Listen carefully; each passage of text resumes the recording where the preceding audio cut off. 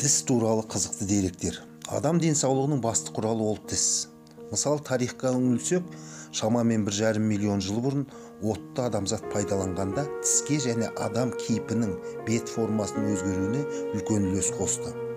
Адам ағзасындағы кальцийдің 99% тісте екен.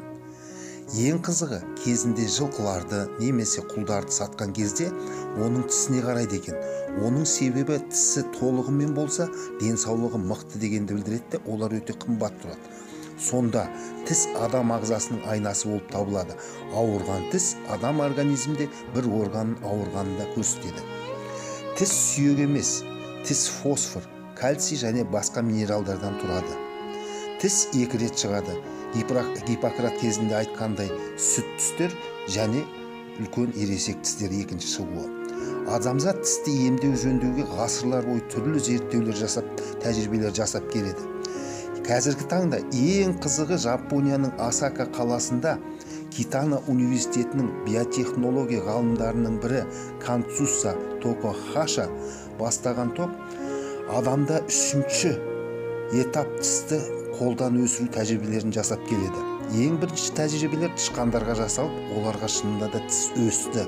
Енді тәжірибе жалғасуда, ол тістің формасын шығару. Болашақта 20 жылдың ішінде адамға тіс өсіруге болады деп мәлімдеме жасап отыр. Енді мынандай қызық деректі қараңыздар. Тағы бір қызық деректер қазақтың 16-17 ғасырда өмір сүрген Шапырашты руының емшісі Сұлтан Қожа Тәуіптің баласы Құртқа Тәуіп 136 жыл өмір сүрген екен. Шамамен 1770-1906 жылдар аралығында. Оның кереметтігі ұзақ өмір сүрудің сырын білген. Ең қызығы, Құртқа Тәуіп 100 жасқа келген кезде тістерінен айырылған. Сол себептен түрлі шөптер мен табиғи заттарды пайдалана отырып, өзінің тістерін қайтадан өсірген.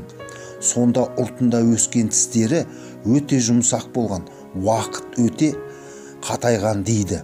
Тек тіс емес, ол кісінің Құртқа Тәуіптің шаш өсіру, кесарев операцияларын жасау және де қазіргі кезде адамзат білмейтін түрлі оталар жасаған еді.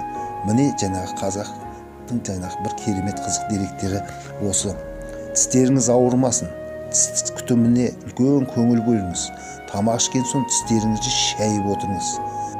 Дендеріңіз сау, аман есен, бай қуатты болыңыз.